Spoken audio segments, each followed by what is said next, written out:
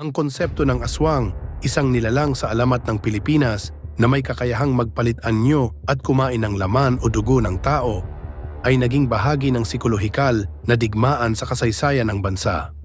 Bagamat ang paniniwala sa aswang ay matagal nang umiiral sa kulturang Pilipino, ang paggamit nito bilang taktika sa digmaan ay pasyam partikular na naitala noong dekada 1950 sa panahon ng Hukbalahap, Hukbong Bayan Laban sa Hapon, Rebellion. Sa panahong ito, ang Central Intelligence Agency, CIA, ng Estados Unidos, sa pamumuno ni Colonel Edward Lansdale, ay nagpatupad ng iba't ibang operasyon ng psychological warfare upang pahinain ang suporta sa mga rebeldeng Huk.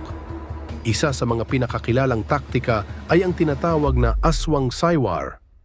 Ang operasyon ay kinasasangkutan ng paglikha ng ilusyon na ang mga aswang ay umaatake sa mga kampo ng Huk. Ayon sa mga ulat, ang mga sundalo ng gobyerno na sinanay ng CIA ay lihim na pumapasok sa mga lugar na pinagtataguan ng mga Huk. Kanilang kinukuha ang mga bangkay ng mga namatay na Huk, binubutasan ang leeg ng mga ito at pinapatuyo ang dugo upang magmukhang biktima ng aswang. Ang mga bangkay ay iniiwan sa mga lugar kung saan madali itong matutuklasan ng mga Huk.